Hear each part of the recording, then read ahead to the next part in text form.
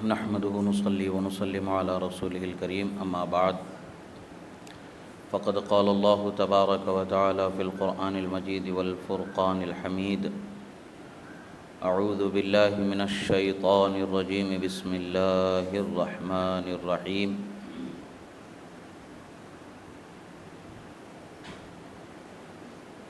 ولا تحسبن الله غافلا عما يعمل الظالمون صدق الله مولانا العظيم وصدق رسوله النبي الأمين الكريم ونحن على ذلك لمن الشاهدين والشاكرين والحمد لله رب العالمين۔ ایک مرتبہ عقیدت و محبت کے ساتھ درود شریف کا نذرانہ پیش کریں۔ اللہم صلی علی سیدنا نبینا مولانا محمد عدد ما فی علم اللہ صلاۃ دائمۃ بدوام ملک اللہ وعلی آلہ واصحابہ اجمعین۔ ایک مرتبہ اور نبی اور آل نبی پر درود شریف پڑھیں۔ اللہم صلی علی سیدنا نبینا مولانا محمد عدد ما فی علم اللہ صلاۃ دائمۃ بدوام ملک اللہ وعلی آلہ واصحابہ اجمعین۔ اللہ رب العزت کا بے پناہ شکر و احسان کہ اللہ رب العزت نے ہمیں اس کے حبیب صلی اللہ تعالیٰ علیہ وسلم کا سچا چاہنے والا، ان سے محبت کرنے والا، ان کی آل و اصحاب کی عزت و تکریم اور محبت کرنے والا انسان بنایا۔ اللہ کے رسول صلی اللہ تعالیٰ علیہ وسلم کی محبت مل جانا یہ بندے کے لیے کامیابی کی علامت ہے، اور آپ کی محبت کی علامت آپ کے فرمان کے مطابق آپ کے اہل بیت و اصحاب سے محبت بھی ہے کہ بندہ پہچانا جاتا ہے تو کیسے پہچانا جاتا ہے؟ رسول اللہ کی محبت میں ہے تو رسول اللہ کی نسبتوں کا ادب و احترام کرنے والا ہے۔ رسول اللہ سے محبت کرتا ہے تو رسول اللہ کی ہر نسبت کا وہ ادب احترام اور اس نسبت سے محبت کرنے والا ہے۔ اللہ رب العزت نے اس کے حبیب کریم صلی اللہ تعالی علیہ وسلم کے صدقے میں اہل ایمان کو یہ دولت عظیم نصیب فرمائی کہ جو نسبت رسول ہوتی ہے اس نسبت رسول کا وہ ادب احترام اور اس نسبت کا اپنے دلوں میں اونچا مقام اور اس سے محبت رکھنے والے ہوتے ہیں۔ حضرات اہل بیت اطہار وہ شخصیتیں ہیں کہ جن کے متعلق سے رسول خدا صلی اللہ تعالیٰ علیہ وسلم نے ارشاد فرمایا، ما ان تمسکتم لن تضلوا بعدی، فرمایا کہ اگر تم قرآن اور اہل بیت کو تھامے رہو گے تو میرے بعد تم گمراہ نہ ہوگے، بھٹکے ہوئے راستے پر جانے والے نہیں ہوگے۔ اے لوگوں، میں تمہارے درمیان قرآن اور میری اہل بیت کو چھوڑ کر کے جا رہا ہوں، تم قرآن اور اہل بیت سے اپنے رشتے کو مضبوط بناؤ، قرآن سے اور اہل بیت سے اپنے رشتے کو مضبوط بناؤ، ان سے اپنے تعلق کو جوڑ لو۔ فانظروا کیف تخلفون فیہما، فرمایا کہ اب تم دیکھو کہ کیسے تم اس کے تعلق کو اپنے لیے لازم کرتے ہو اور اس سے اپنی نسبت کو کیسے لازم کرتے ہو، کیسے تم قرآن اور اہل بیت سے اپنے آپ کو جوڑے رکھتے ہو۔ وَلَن يَتَفَرَّقَا حَتَّى يَرِدَ عَلِيَّ الْحَوْض، فرمایا اور تم جان لو کہ قرآن اور اہل بیت کبھی ایک دوسرے سے جدا نہیں ہوں گے۔ قرآن اور اہل بیت کبھی ایک دوسرے سے جدا نہیں ہوں گے، چاہے اہل بیت کے جسموں میں جان برقرار رہے یا ان کے سر اور جسم کا تعلق ظاہراً ختم ہو جائے، کاٹ کر کے جدا کر دیا جائے، ہر حال میں اہل بیت قرآن سے جدا نہیں ہوں گے،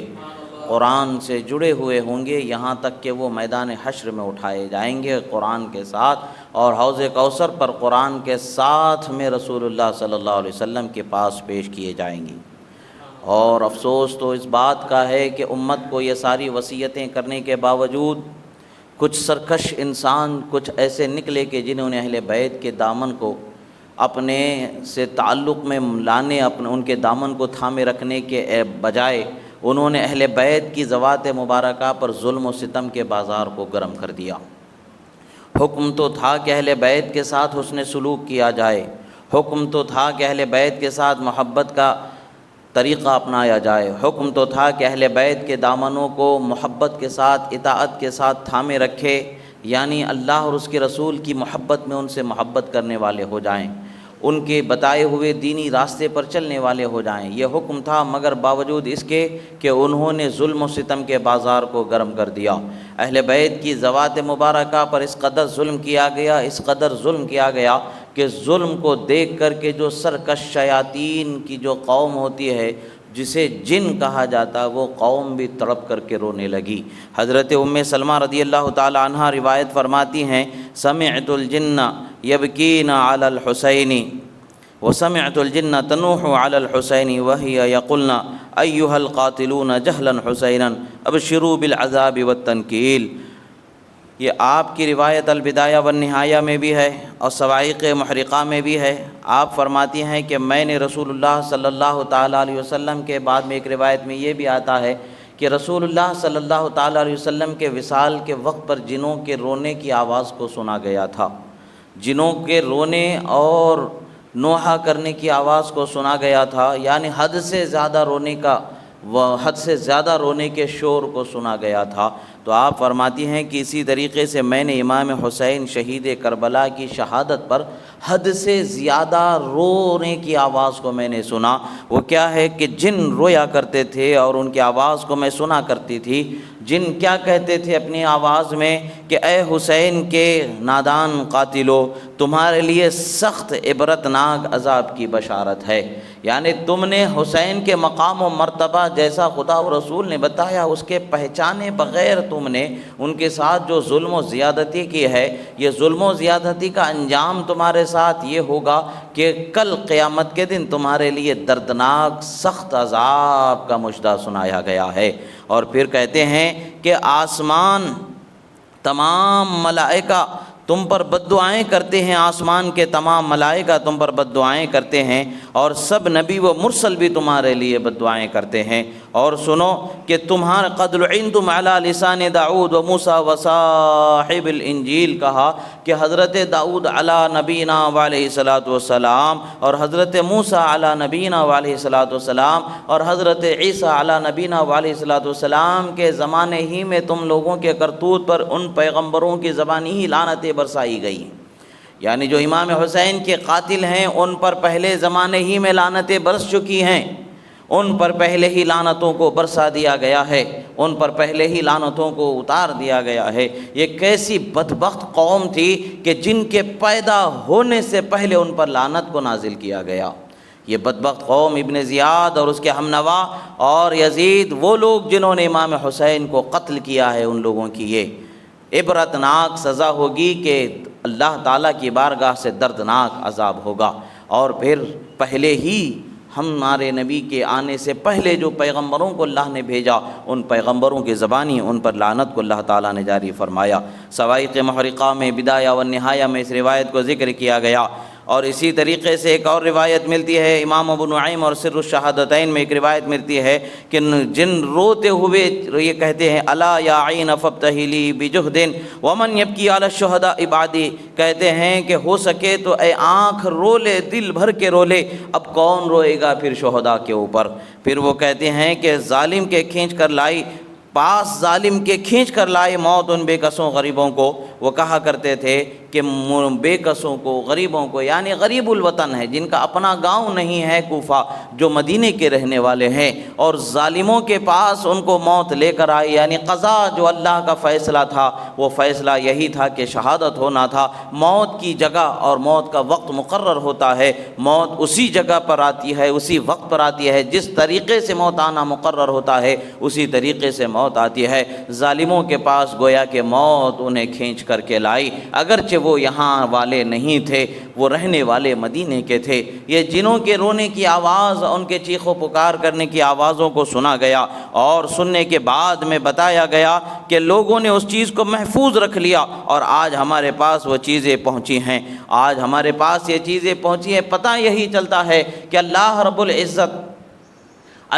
العزت نے حضرات اہل بیت کا جو بلند و بالا مقام رکھا، اس مقام کی قدر نہ کرنے والوں کے ظلم کا بھی پہلے سے ہی فیصلہ ہو چکا تھا، ظالموں کی شناخت پہلے ہی سے ہو چکی تھی، ظالموں کا طریقہ اور ظالموں کا انداز پہلے ہی سے متعین ہو چکا تھا، ظالموں کے کردار پہلے ہی سے متعین ہو چکا تھا، پہلے ہی سے اس کی خبر عام ہو چکی تھی۔ ہم سے پہلے یعنی ہمارے نبی کے پہلے جو پیغمبر دنیا میں تشریف لائے ان کے پاس ان کے سلوک کا بیان پہلے ہی ہو چکا تھا، یعنی یہ چیز ازل سے متعین ہو چکی تھی کہ ظالم کے ظلم اور مظلوم کی مظلومیت کو بھی اجاگر کر دیا گیا تھا، اور ظالم کا ظلم بھی ہوا اور مظلوم کی مظلومیت بھی سامنے ظاہر ہوئی۔ اور آپ دیکھیں کہ حضرت صالح علیہ السلام کی اونٹنی کو قتل کرنے والوں پر عذاب نازل ہو گیا تو وہ لوگ ہلاک و برباد ہو گئے۔ ایک معجزے کے طور پر پیدا ہونے والی اونٹنی کو قتل کرنے والوں پر عذاب کو نازل کیا گیا، تو یہ تو امام حسین شہید کربلا رسول اللہ کے شہزادے ہیں، ان کے قتل کرنے پر کیسے عذاب نازل نہیں ہوگا؟ اور یاد رکھیں اللہ تعالیٰ عذاب سے ان کو بچایا ہوا نہیں ہے بلکہ عذاب کو مؤخر کر دیا گیا ہے، اور قیامت کے دن وہ عذاب ان کا مقدر ہے، مقرر ہے، ہوگا، اور یقیناً ہوگا جس کا کوئی اندازہ نہیں لگا سکتے۔ اور وہ کیسے ہوگا یقیناً ہم اس کو اپنی آنکھوں سے دیکھیں گے اور اندازہ تو لگا نہیں سکتے، کل قیامت میں دیکھیں گے تو پتہ چلے گا کہ وہ محاکمہ کیسے محاکمہ ہوگا، وہ فیصلہ کیسا فیصلہ ہوگا، وہ خون کا جب مطالبہ کیا جائے گا، ناحق مظلوم جو حسین کی شہادت ہے، قتل کیا گیا ہے، حضرت علی اصغر سے لے کر کے امام حسین تک، اور آپ کے تمام رفقا اعوان و انصار کی شہادت کا جب مقدمہ میدان حشر میں پیش ہوگا، رب ذوالجلال فیصلہ کرنے والا ہوگا، اور جو ظالموں کے اعضاء ان کے خلاف گواہی دیں گے کہ اس ظالم نے ایسا ظلم کیا، اس ظالم نے ایسا ظلم کیا، اس وقت پر خدا کے قہر و غضب کا فیصلہ کیسا ہوگا وہ اندازہ ہم اور آپ لگا ہی نہیں سکتے ہیں۔ یہ تو ان بدبختوں کی بدبختی تھی جو انہوں نے اپنے آپ کو بدبختی کی انتہا پر پہنچا لیا، مگر الحمدللہ اللہ نے ہمیں خوش بختوں میں ہمارا شمار فرمایا، اللہ نے ہمیں ان ظالموں کے ساتھ بھی نہیں فرمایا اور ظلم کرنے والوں کے ساتھ بھی نہیں فرمایا، یہ مظلوم شہداء کی محبت کرنے والوں میں اللہ نے ہمارا شمار فرمایا۔ جو ان سے محبت کرتا ہے وہ محبت کرنے والا یقیناً کامیابی کے راستے پر چلنے والا ہوتا ہے، یقیناً وہ بندہ کامیابی کے اس راستے پر پہنچتا ہے کہ جس کا کوئی اندازہ ہی نہیں لگا سکتا ہے۔ اللہ کے رسول صلی اللہ تعالیٰ علیہ وسلم کا مژدہ میسر ہے، اللہ کے رسول صلی اللہ تعالیٰ علیہ وسلم نے فرمایا من احب حسینا احبہ اللہ او کما قال، جو حسین سے محبت کرتا ہے خدا اس سے محبت کرتا ہے۔ اور اللہ کے رسول نے فرمایا امام حسن و امام حسین سے، اے اللہ میں ان سے محبت کرتا ہوں تو ان سے محبت فرما، جو ان سے محبت کرے تو ان سے محبت فرما۔ اللہ کے رسول صلی اللہ تعالیٰ علیہ وسلم کی دعاؤں کا صلہ اللہ نے ہمیں عطا فرما دیا کہ ہمیں حسنین کریمین کی محبت کو اللہ نے ہمارے سینوں میں عطا فرما دیا، اللہ کے رسول صلی اللہ تعالیٰ علیہ وسلم کے شہزادگان کی محبت کو عطا فرمایا گیا۔ یاد رکھیں کہ اللہ کے رسول صلی اللہ تعالیٰ علیہ وسلم اور آپ کی عطرت سے محبت کرنے والا دنیا میں بھی کامیاب ہی ہوتا ہے، آخرت میں بھی کامیاب ہی ہوتا ہے۔ حوادث زمانہ اگرچہ اس کے صبر و استقلال کو آزمانے کی کوششیں کرتے ہیں، مگر زمانے کے حوادث اس کے صبر و استقلال اور اس کے آزمائش میں اسے متزلزل نہیں کرتے ہیں، اسے ناکام نہیں کرتے ہیں جو ان سے محبت کرنے والا ہے، بلکہ صبر و آزمائش میں وہ استقلال کا ایسے کوہ ہمالا نظر آتا ہے کہ لوگ اس کے صبر کی مثالیں دینے لگتے ہیں۔ یہی مثالیں ہمیں کربلا کے میدان میں ملتی ہیں۔ امام حسین کے چاہنے والوں نے جس صبر و استقامت کے ساتھ امام حسین کے ساتھ اپنی وفاداری کا ثبوت پیش کیا، اپنی جانوں کے نذرانوں کو پیش کیا، یہ قوت ارادت ہمیں بتاتی ہے کہ یہ شخصیتیں عام درجے کی شخصیتیں نہیں ہیں، یہ عام مرتبے والی نہیں ہیں، بلکہ اللہ نے انہیں ایک خاص مقام کے لیے، ایک خاص مرتبے کے لیے خاص اللہ تبارک و تعالیٰ نے ان پر رحمت فرمائی ہے جو انہیں یہ اونچا مقام عطا فرمایا گیا ہے۔ اب حضرت امام حسین رضی اللہ تعالیٰ عنہ کی شہادت کا واقعہ ایسے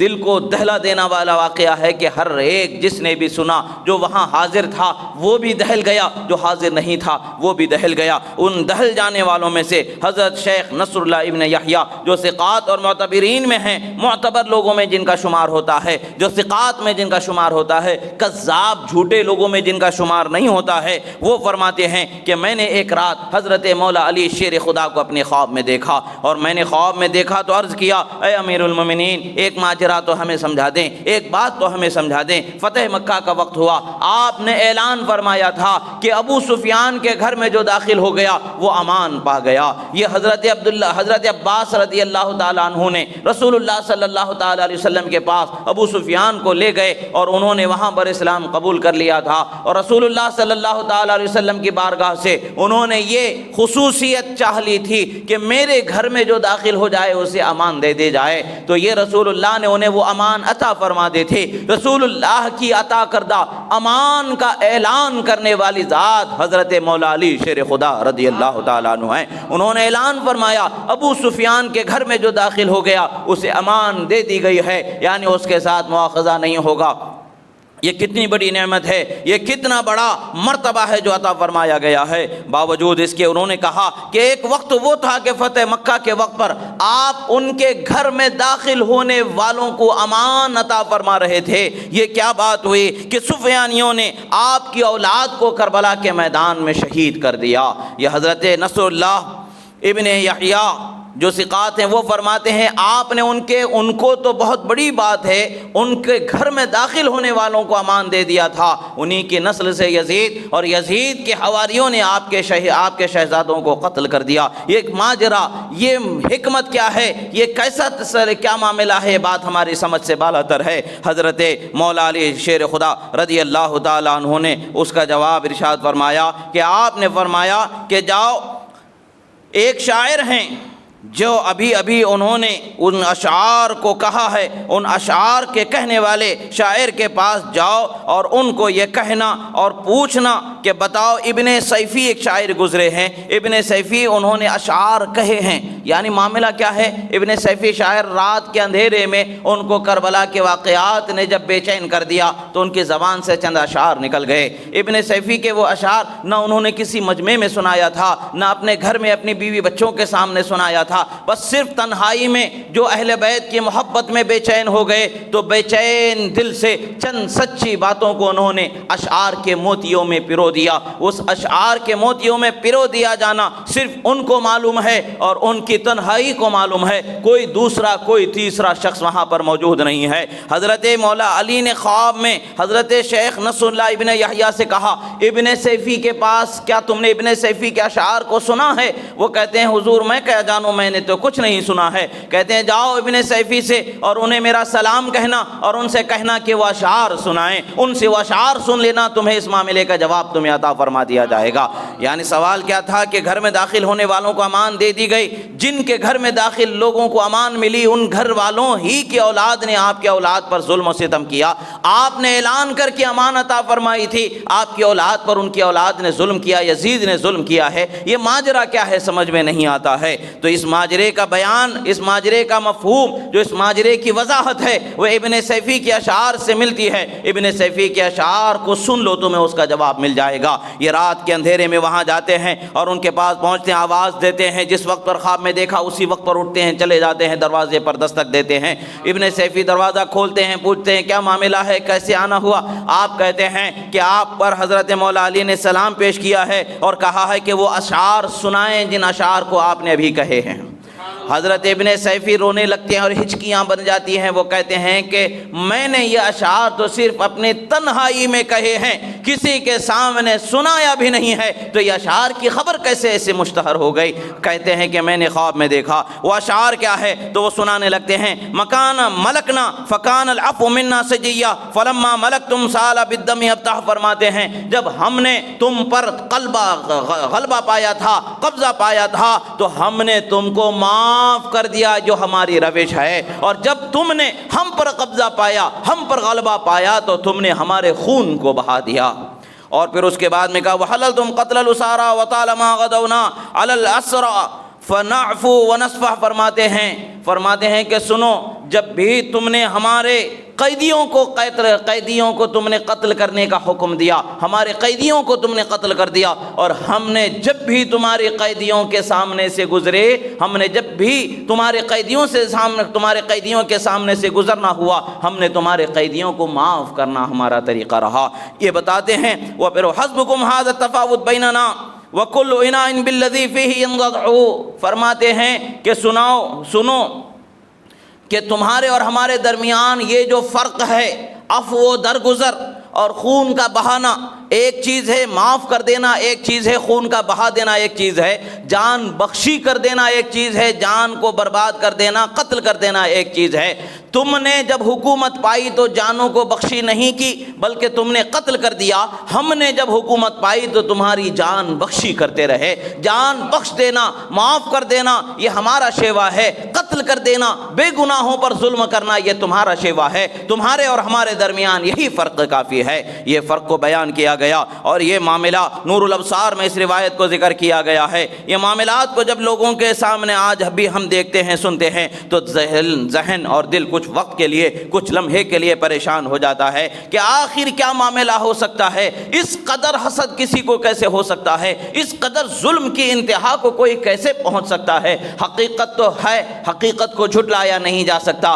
زبان و فکر سے، قلم سے اگرچہ اس پر پردے ڈالنے کی کوشش کرتے رہیں مگر حقیقت کو نہیں بدلا جا سکتا۔ دن کے اجالے کو اجالے کا نام نہ دے کر کے کوئی اور نام دے کر کے دن کی حقیقت کو چھپانے کی کوشش ہزار کرتے رہیں مگر دن چیخ کر کے بتائے گا کہ یہ دن ہونا اجالے کی دلیل ہے، روشنی کی دلیل ہے۔ اگرچہ روشنی اور اجالے کو اپنی کلمات سے، اپنے الفاظ سے، تقریر و تحریر سے بدلنے کی کوشش کرے مگر دن کا اجالا خود بتا دے گا کہ اجالے کا وجود ہے۔ ایسے ہی کربلا کا واقعہ، کربلا کا میدان، شہادت امام حسین خود ایک ایسی اٹل حقیقت ہے کہ جس کا ہونا یقینی ہو چکا ہے، اور جس پر جو کچھ ہوا ہے وہ تاریخ میں محفوظ ہے بھی، اگرچہ تاریخ پر قلم و تحریر کے دبیز پردوں کے تہوں کو جمانے کی کوششیں کی گئی مگر وہ فرشتے جن کو خدا نے مقرر فرما دیا تھا لوگوں کی اپنی اپنی حرکتوں کو لکھنے کے لیے، وہ کرامن کاتبین، ان کے دفتر میں کوئی ہیر پھیر نہیں کیا جا سکتا ہے، ان کے دفتر میں کوئی کم و بیشی نہیں کی جا سکتی ہے۔ وہ جب کچا چٹھا قیامت کے دن کھلے گا، جب خدا اپنے قہر و غضب کا اظہار فرمائے گا تو اس وقت کا کیا حال ہوگا۔ ان ظالموں کا حال تو کل قیامت کے دن کھل جائے گا۔ آج ان ظالموں کے حامی انہیں بچانے کی کوششیں کرتے ہیں، ٹھیک ہے، جو جس سے محبت کرتا ہے وہ اسی کے ساتھ اٹھایا جائے گا، مگر اہل بیت سے محبت کرنے والے کے لیے خوبی ہے کہ اہل بیت کے ساتھ اللہ تعالیٰ اسے اٹھانے والا ہے۔ اسی طریقے سے علامہ حافظ ابن حجر امیر المومنین حضرت مولا علی رضی اللہ تعالیٰ عنہ سے روایت فرماتے ہیں، اسعاف الراغبین میں اس حدیث کو روایت کیا گیا ہے، فرماتے ہیں قاتل الحسین فی تابوت من نار علیہ نصف العذاب اہل النار۔ نور الابصار اور اسعاف الراغبین میں روایت ہے کہ امام حسین کے قاتل کو تابوت میں، جہنم کے آگ کے تابوت میں یعنی صندوق میں رکھ کر کے آگ کے اندر جہنم کی ڈالا جائے گا، اور اس پر عذاب اس امت کے پورے عذاب کا آدھا عذاب اس تنہا انسان پر نازل کیا جائے گا۔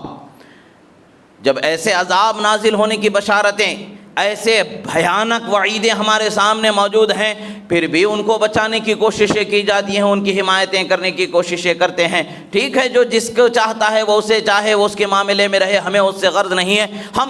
ہم اپنے ایمان و عقیدے کے ذمہ دار ہیں، ہمیں اپنا سوال، اپنا جواب دینا ہے۔ ہمارے سوال کا کوئی اور جواب دینے والا نہیں ہے، ہماری قبر میں کوئی اور آنے والا نہیں ہے۔ ہاں، ہماری قبر میں، تمہاری قبر میں، سب کی قبر میں جس کو لایا جائے گا، جس کے بارے میں پوچھا جائے گا، وہ محمد الرسول اللہ صلی اللہ تعالی علیہ وسلم ہیں۔ اور ہم کہیں گے کہ اس وقت پر بھی جب بھی ہمیں کہنے کو زبان مل جائے، آج بھی ہم کہہ رہے ہیں کہ حسین کو مظلومانہ قتل کر دیا گیا، نہ حق قتل کر دیا گیا، قتل کرنے والے لعنتی ہے، جہنمی ہے۔ کل حشر میں بھی پوچھا جائے گا، یہی کہیں گے، قبر میں بھی پوچھا جائے گا، یہی کہیں گے، میدان حشر میں بھی یہی ہماری زبان سے ہوگا۔ اس لیے کہ یہاں ایک بات، وہاں ایک بات، ادھر ایک بات، یہ مومن کی شان نہیں ہے۔ اہل ایمان جو دنیا میں کہنے والے ہیں ہیں وہی آخرت میں کہنے والے ہوتے ہیں۔ اللہ کے رسول صلی اللہ تعالیٰ علیہ وسلم کی محبت کا اندازہ ہی نہیں لگایا جا سکتا۔ اب حال دیکھیں کہ جب ظالموں نے امام حسین شہید کربلا رضی اللہ تعالیٰ عنہ کو شہید کر دیا ہے، سروں کو ان کے جسدہائے مبارکہ سے، ان کے بدنہائے مبارکہ سے جدا کر لیا گیا ہے، نیزوں پر چڑھا لیا گیا ہے۔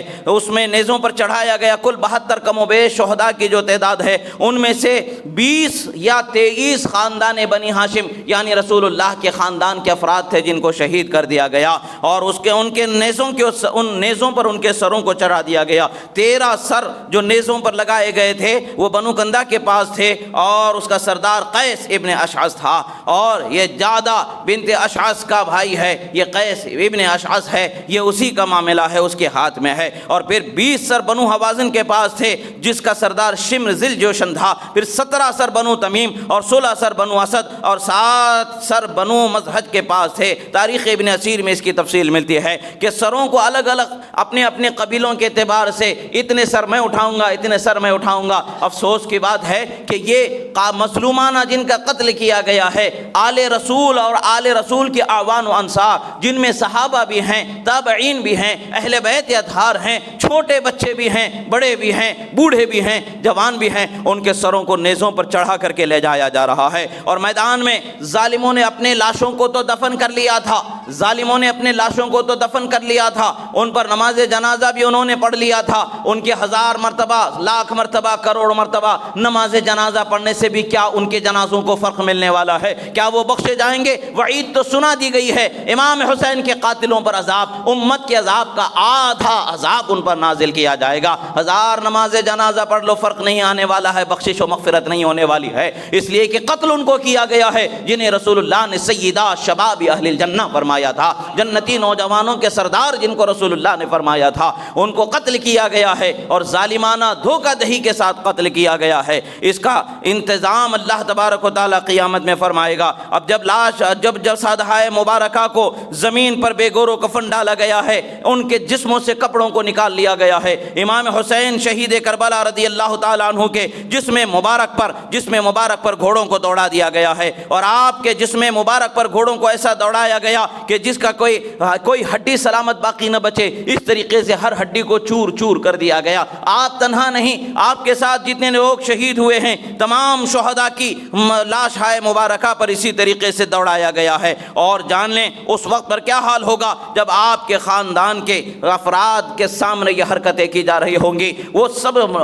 تھوڑی دیر کے لیے تصور میں تو سوچیں کہ جس ماں کے آنکھوں کے سامنے اس کے بیٹے کی لاش کو سر سے جدا کیا جا رہا ہے اور اس لاش پر گھوڑوں کو دوڑایا جا رہا ہے، اس لاش کی بے حرمتی کی جا رہی ہے۔ اولاً قتل کرنا ہی بہت بری بات ہے، قتل کو برداشت کر جانا ہی یہ عام باتوں میں سے بات نہیں ہے، پھر قتل کے ساتھ ساتھ لاش کے ساتھ ایسا سلوک کرنا کہ سر کو جسم سے جدا کر دینا، یہ بھی برداشت سے باہر چیز ہے۔ اب اس کے علاوہ اور بھی چیز ہے کہ کیا ہے کہ جسم کو زمین پر ڈال دیا گیا ہے، اس پر گھوڑوں کو دوڑایا جا رہا ہے۔ گھوڑوں کو کیسے دوڑایا جا رہا ہے کہ گھوڑوں کو دوڑایا اس طریقے سے جا رہا ہے کہ ہڈی ہڈی چور چور ہو جائے۔ وہ ماں کے دل پر کیسا گزرا ہوگا، وہ بیوی کے دل پر کیسا گزرا ہوگا، وہ بیٹی کے دل پر کیسا گزرا ہوگا، وہ جو ان سے محبت رکھنے والے ہیں، جو بیار و مددگار قیدی کی حالت میں ٹھہرے ہیں، جن کے سروں سے چادروں کو چھین لیا گیا ہے، جن کے جسموں سے ان کے پہنے ہوئے زیوروں کو چھین لیا گیا ہے، اور ان کے ساتھ زیادتی کرنے کا ارادہ جنہوں نے بنا لیا ہے، ان لوگوں کے مظلومیت کا کیا عالم ہوگا۔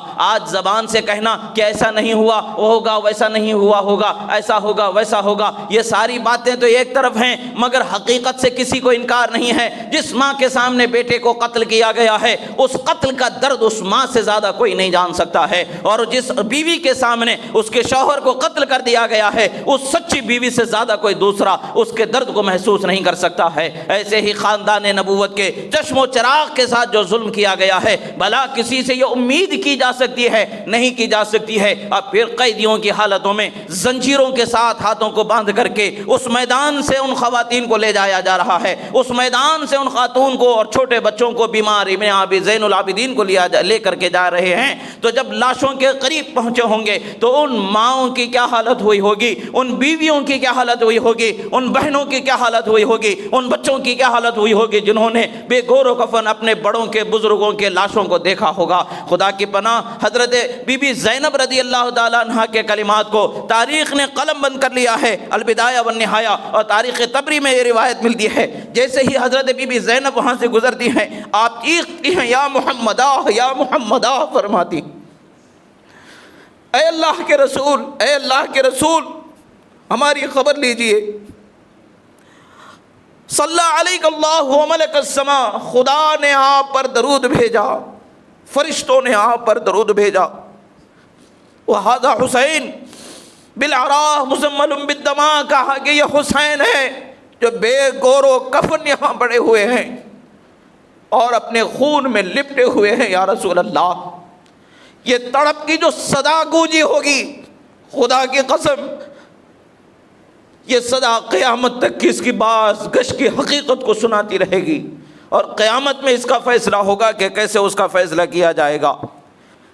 یہ جب پکار اٹھی ہے تو جو ظالموں نے ظلم کیا تھا وہ ظالم بھی اپنے آپ کو روک نہ سکے اور وہ بھی چیخ پڑے، ہائے کیسا ظلم ہو گیا، مگر بعد افسوس کے کیا فائدہ، جو کرنا تھا تو وہ کر چکے۔ جب یا محمدہ یا محمدہ پکارا گیا، اس وقت پر کیا حال ہوگا، ان بچیوں کا کیا حال ہوگا، ان بیٹیوں کا کیا حال ہوگا، ان کا کیا حال ہوگا، اندازہ ہی نہیں کیا جا سکتا۔ ظالموں نے اسی حالت میں انہیں کھینچتے ہوئے وہاں سے لے کر چلے۔ بعد میں دوسرے یا تیسرے دن قریب کے گاؤں والے لوگ آئے اور لاش مبارکہ کو وہاں پر دفن کیا گیا، جہاں آج ان شہداء کرام کے مزارات کو دفن کیا گیا ہے۔ آج بھی وہ شہداء کے مزارات وہاں پر موجود ہیں۔ لوگوں نے بعد میں آس پاس کے چھوٹے گاؤں کے دیہات والے لوگ آئے، دفن کر دیے۔ جب امام حسین رضی اللہ تعالیٰ عنہ کے سر مبارک کو لے کر کے یزید کے دربار کی طرف جا رہے تھے، راستے میں ایک جگہ پر ایک گلی سے گزر رہے ہیں، ایک گلی کے کھڑکی میں حضرت زید بن ارقم صحابی رسول ضعیفی بڑھاپے کی حالت میں، ناتوانی کی حالت میں بیٹھے قرآن کی تلاوت کر رہے ہیں، سورہ کہف کو تلاوت کر رہے ہیں،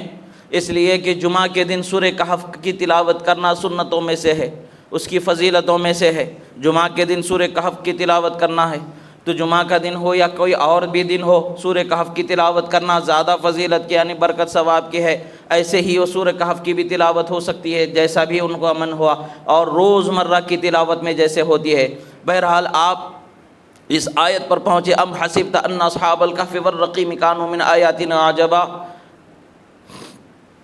کیا تم اصحاب کہف کے حالات کو دیکھ کر کے تم اسے تعجب میں پڑ جاتے ہو کہ کیسی عجیب اللہ تبارک و تعالیٰ نے یہ نشانی دکھائی، یعنی جن کو ایک طویل مدت تک کے جن کو سلا دیا پھر اٹھا دیا گیا، یہ اللہ تعالیٰ کی نشانی ہے۔ اسی جگہ سے امام حسین کا سر گزر رہا تھا، نیزے پر امام حسین کا سر پکار اٹھا،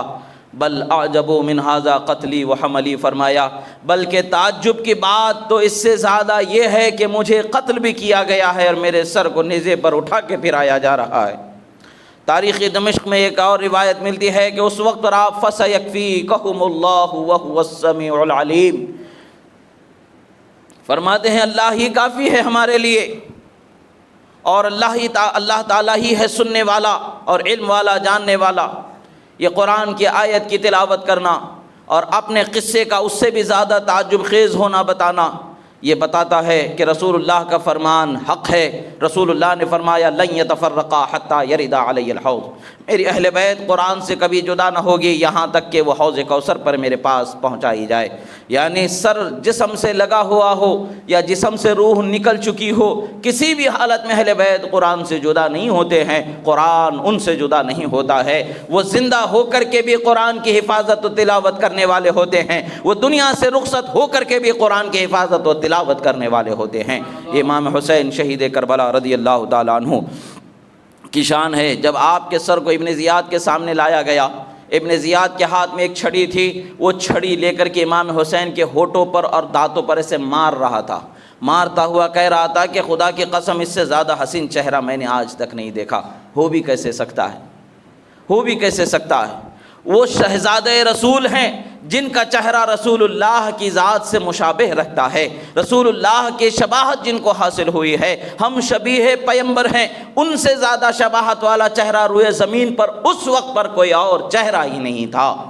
حسنین کریمین دونوں رسول اللہ کی شباہت رکھنے والے تھے۔ دونوں بھائیوں میں زیادہ شباہت حضرت امام حسن کی تھی۔ امام حسن کے بعد سب سے زیادہ روئے زمین پر اگر کسی کی شباہت رسول اللہ کی شباہت سے ملتی تھی تو امام حسین کی ذات تھی۔ جب امام حسین کے چہرے کو مارا کہہ رہا ہے، انس ابن مالک سے بھی روایت ہے، زید ابن ارقم سے بھی روایت ہے۔ انس ابن مالک کی روایت ہے، آپ فرماتے ہیں، انس ابن مالک کی روایت ہے، ترمذی شریف کی روایت ہے۔ انس ابن مالک فرماتے ہیں کہ جب اس نے اس طریقے سے مارا رسول اللہ صلی اللہ تعالیٰ علیہ وسلم کے شہزادے کے منہ پر، دانتوں پر وہ مارتا رہا تھا، اور فرمایا کہ رسول اللہ صلی اللہ تعالیٰ علیہ وسلم سے زیادہ میں نے کسی کو جو ہے ان کے چہرے سے، ان سے زیادہ کسی کو مشابہ نہیں پایا تھا۔ حضرت انس بن مالک فرماتے ہیں کہ وہ رسول اللہ کے چہرے کے سب سے زیادہ شباہت پانے والے تھے۔ حضرت زید بن ارقم کہتے ہیں کہ اے مردود، اے بدبخت، تو کیا بے ادبی کر رہا ہے؟ اس مقام کو میں نے بارہا رسول اللہ کو دیکھا ہے کہ رسول اللہ ان کے لب کو چوما کرتے ہیں، ان کے دانتوں کو چوما کرتے ہیں، ان کے چہرے کو چوما کرتے ہیں۔ رسول اللہ کی بوسہ گاہ تھی وہ، تو آج اس کے ساتھ زیادتی کر رہا ہے۔ ابن زیاد جب اس بات کو سنتا ہے تو برداشت نہ کر سکا، اس نے پلٹ کر کے کہا، اگر مجھے تمہارے بڑھاپے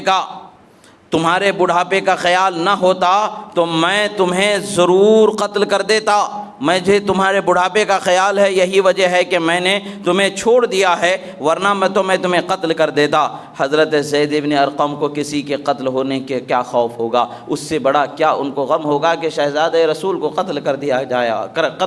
گیا ہے؟ اس سے بڑی کیا بے ادبی، اس سے بڑی کیا ظلم اور ستم کی داستان کا کوئی اور باب ہوگا ان کی نگاہوں کے سامنے؟ انہوں نے کہا کہ ارے اس سے بھی زیادہ میں تجھے ڈرانے والی، اس سے بھی زیادہ غصہ دلانے والی بات میں کہتا ہوں کہ سنو، میں نے رسول اللہ صلی اللہ تعالیٰ علیہ وسلم کو دیکھا ہے کہ رسول اللہ صلی اللہ تعالیٰ علیہ وسلم کے ایک زانو پر امام حسن ہیں، دوسرے زانو پر امام حسین ہیں، آپ دونوں کے سروں پر ہاتھ پھیرتے جا رہے ہیں اور فرماتے جا رہے تھے کہ میں تم دونوں کو مومنین صالحین کے درمیان بطور امانت چھوڑ کر کے جا رہا ہوں، یعنی میں نے تمہیں میری امانت بنا کر کے چھوڑا ہے، اور اے بدبخت، تو نے اس امانت رسول کے ساتھ تو نے کیا سلوک کیا ہے؟ اس امانت رسول کا تو نے کیا خیانت کے ساتھ بدلہ چکایا ہے؟ خرابی ہے تیرے لیے، بدبختی ہے تیرے لیے۔ یہ ساری چیزیں ہماری نگاہوں کے سامنے میسر نہیں آتی۔ اگر یہ صحابہ اور اہل علم، اہل محبت نے اگر ان چیزوں کو قلم بند نہ کیا ہوتا، مگر دنیا والے اگر حقیقت کو بھلا دیں تب بھی کیا فرق پڑتا ہے؟ حقیقت کو بھلایا نہیں جا سکتا، حقیقت اپنے حال پر برقرار رہتی ہے۔ ہر حقیقت کا ہر حصہ قیامت کے دن گواہی دے گا کہ کس کے ساتھ کیا ماجرا گزرا ہے، کس پر کیسا ماجرا ہوا، کیسا سلوک ہوا ہے۔ بس ہم تو یہی تصور کرتے ہیں، خدا کی قسم اس زمانے میں اگر اللہ نے ہمیں زندگی بخشی ہوتی، اس زمانے میں اگر ہمارے ہاتھوں میں، ہمارے بازوؤں میں طاقت بخشی ہوتی، ہمارے جسموں میں طاقت بخشی ہوتی، ہم بھی ایک شہید کربلا میں ہمارا بھی ایک نام ہم ضرور ملا لیتے، ہم بھی شہادت کا جام ضرور نوش کر لیتے۔ ورنہ کیا فائدے کی زندگی جینے کی ہمارے لیے جو امام حسین پر ظلم ہو اور ہم دیکھتے رہ جائیں، یہ ہمارے اس وقت کی بدبختی ہوتی۔ مگر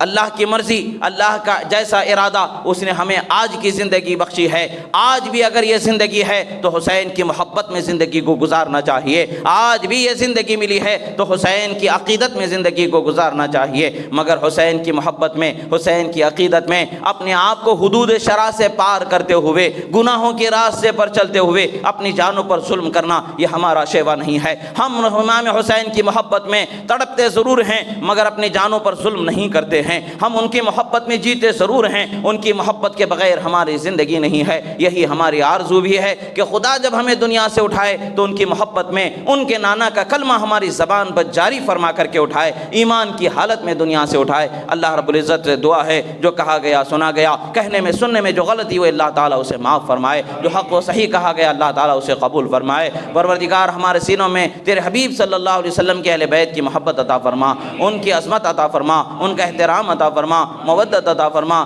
صحابہ کی محبت عطا فرما،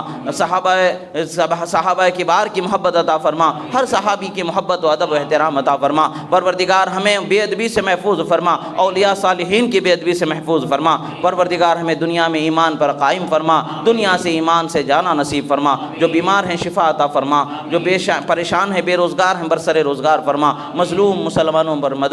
مسلمانوں کی مدد فرما، ظالموں کو نیست و نابود فرما، جو بے اولاد ہیں صاحب اولاد فرما، جن کے اولاد ہے انہیں نیک صالح بااخلاق با کردار فرما، جن کے گھروں میں جوان بیٹے بیٹیاں بھائی بہن غیر شادی شدہ ہیں ان کے شادیوں کے اسباب مہیا فرما، ان کا بہتر و تابندہ مستقبل فرما، تمام مومنین مومنات کے رشتے ازواج میں محبت مودت شفقت رحمت عنایت عطا فرما۔ اقول قولی ھذا استغفر اللہ لی ولکم ولسائر المؤمنین وما علینا الا البلاغ المبین برحمتک یا ارحم الراحمین والحمد للہ رب العالمین۔